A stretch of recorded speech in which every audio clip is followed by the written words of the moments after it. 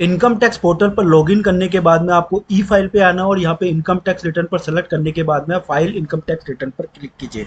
Click करने के बाद में आपको कुछ ऐसा असेसमेंट ईयर आएगा जो कि आपका करंट असेसमेंट ईयर 24-25 होगा, जो प्रीवियस ईयर के लिए रिलेटेड होता है। और यहाँ पर आपको mode of filing online select करना है। तो इस वीडियो में हम लोग देखने वाले हैं कि ITR-1 कैसे फाइल कर सकते हैं। कंटिन्यू पर क्लिक करेंगे, फिर आपसे ये पूछेगा कि अगर आपने ऑलरेडी कोई रिटर्न को ड्राफ्ट मोड में रख रखा है तो वो आप रिज्यूम कर सकते हैं, या अगर आप ड्राफ्ट मोड में नहीं रख रखा है तो डायरेक्टली आपसे ये पूछा जाएगा स्टार्ट न्यू फाइलिंग। यहाँ पर क्लिक करने के बाद में आपके पैन के बेसिस पे वो बता देगा कि इंडिविजुअल है, HUF या अदर है, और उसको क्लिक करना है कंटिन्यू पर। यहाँ पर आपको फॉर्म चेंज चूज करना है। तो जैसे अभी हम ITR-1 चूज करते हैं, ITR-1 चूज करने के बाद में ये आपको एक इन्फॉर्मेशन भी देगा कि ITR-1 कौन फाइल कर सकता है, जो रेजिडेंट है और जिसकी टोटल इनकम 50 लाख रुपए से ज़्यादा नहीं है, इनकम में सैलरी आती है, एक हाउस प्रॉपर्टी की इनकम आती है, अदर सोर्सेज में इंटरेस्ट की इनकम आती है, और एग्रीकल्चर इनकम 5,000 से ज़्यादा नहीं होनी चाहिए। प्रोसीड विद ITR-1 करेंगे और लेट्स स्टार्टेड करेंगे। फिर ये आपसे पूछेगा कि आर यू फाइलिंग, आपका रीज़न क्या है इनकम टैक्स रिटर्न फाइल करने का। मोस्ट ऑफ द केसेस में ऑटोमेटिकली खुद ही सेलेक्ट कर देगा रीज़न को। अगर नहीं करता है तो आप बोल सकते हैं कि आपकी जो बेसिक एग्जम्पशन लिमिट है, आपकी टैक्सेबल इनकम उससे क्रॉस कर रही है, या फिर आप कोई एग्रीगेट अमाउंट एक्सीड कर रहे हैं 2 लाख रुपए फॉरेन ट्रैवलिंग में, या आप 1 लाख रुपए से ज़्यादा का इलेक्ट्रिसिटी बिल पे कर रहे हैं, या अन्य कोई रीज़न या अदर। ये सब सेलेक्ट करने के बाद में आपको कंटिन्यू पर क्लिक करना है।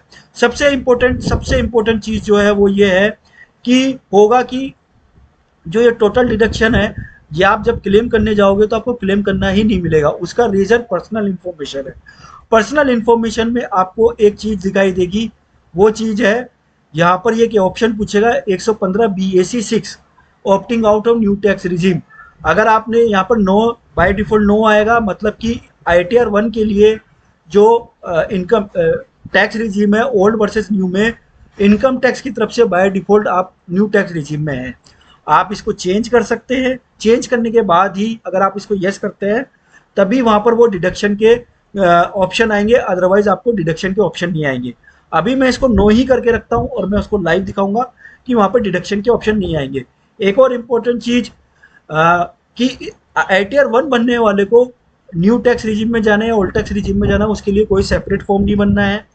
दूसरा, अगर इस करंट ईयर, इस प्रीवियस फाइनेंशियल ईयर में या इस करंट ईयर में आप न्यू टैक्स रिजीम करते हैं और नेक्स्ट फाइनेंशियल ईयर में आपको उसको ओल्ड करना है, तो ITR सैलरी वाले पर्सन ऐसा कर सकते हैं, उनके लिए कोई भी रेस्ट्रिक्शंस नहीं है।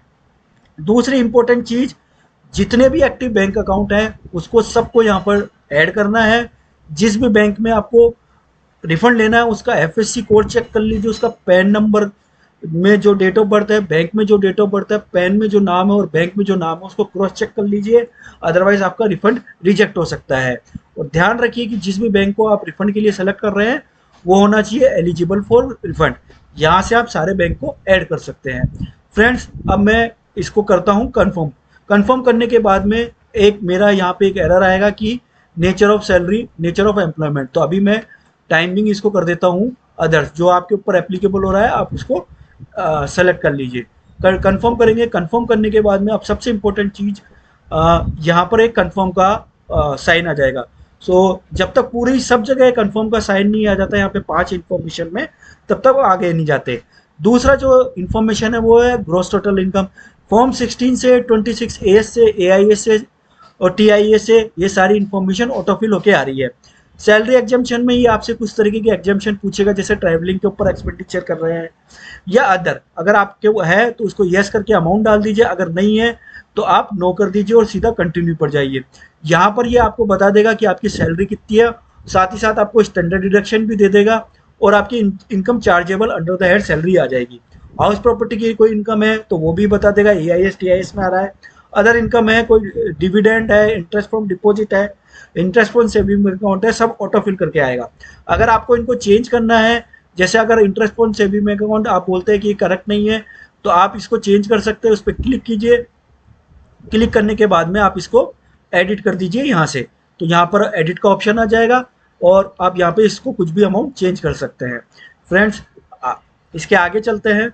इसके आगे आपको जो है कंटिन्यू करना है, कंटिन्यू कंफर्म करना है, कंफर्म करने के बाद में आपका सेकंड जो ग्रॉस टोटल इनकम है वो भी कंफर्म हो गई।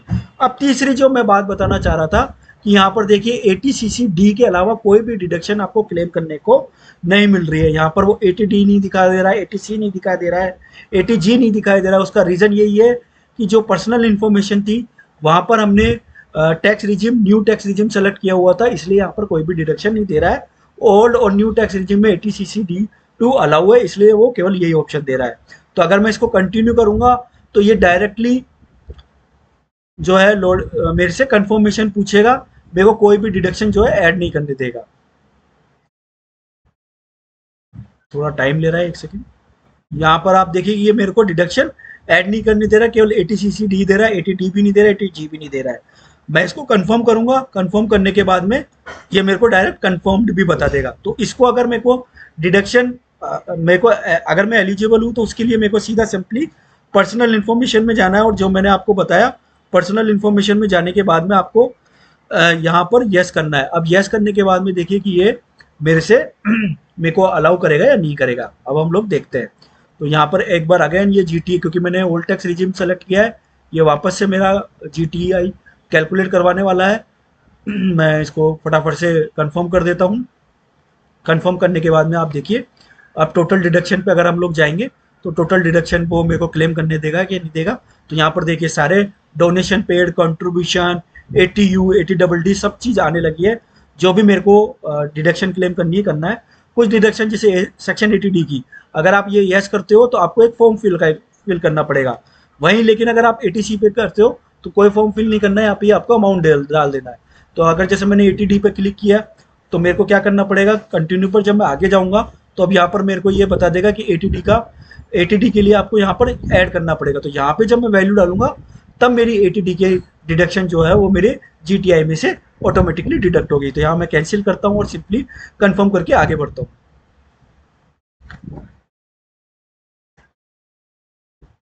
यहाँ कंफर्म करके मैं आगे बढ़ता हूँ। तो अब नेक्स्ट जो आएगा वो सबसे इंपॉर्टेंट चीज़ है, इसको ध्यान रखना है कि ये जो टैक्स पेड आ रहा है ये बेसिकली आपके 26 ईयर्स से आ रहा है। तो इसको क्रॉस चेक कर लीजिए कि जितना 26 ईयर्स में आ रहा है उतना ही मेरा यहाँ पे रिफ्लेक्ट हो रहा है कि नहीं हो रहा। अगर उससे कम हो रहा है, 26 ईयर्स में ज़्यादा हो रहा है, शो डिटेल में जाइए, शो डिटेल में जाके ऐड अनदर करिए। यहाँ पर आपको उसका सामने वाले का 10 नंबर डालना है, उसका नाम डालना है, और income chargeable under the head salary, और उसका टोटल टैक्स डिडक्टेड। मतलब अगर कम आ रहा है तो जितना, जैसे 10,000 रुपये कमा रहा है और सपोज 10,000 रुपये 1 लाख रुपये पे कटा है तो 1 लाख रुपये यहाँ डाल दीजिए, 10,000 का अमाउंट यहाँ डाल दीजिए। 1 लाख रुपये अगेन आपकी जो है सैलरी में ऐड नहीं होगा, ये इसका कोई प्रॉब्लम नहीं है, लेकिन आपको ये कंफर्म करना है। जैसे आप कंफर्म करेंगे तो फिर नेक्स्ट वो सिस्टम ऑटोमेटिकली आपकी लाइबिलिटी बता देगा। उस लाइबिलिटी को भी आप कंफर्म कर सकते हैं।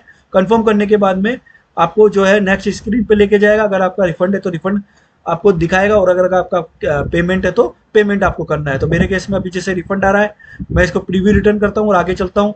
आगे करके मैं इसको क्लिक करूंगा। क्लिक करने के बाद में मैं प्रोसीड टू प्रीव्यू पे जाऊंगा। प्रोसीड टू प्रीव्यू पे जाऊंगा तो ये सब मेरा प्रीव्यू दिखा देगा। इसको मेरे को जस्ट सिंपली जो है आगे प्रोसीड टू वैलिडेशन करना है। वैलिडेशन में अगर मेरे कुछ वैलिडेशंस हैं, जैसे कि यहाँ पर ये 4 वैलिडेशन बता रहा है, तो बेसिकली क्या करते हैं, नेचर ऑफ एग्जाम्पशन जो है उसका आता है, जो मेरे है नहीं, तो मैं इसको डिलीट कर दूंगा। सिंपली डिलीट कर दूंगा यहाँ से जितने भी अगर मेरे नेचर ऑफ एग्जाम्प्ट अलाउ नहीं है।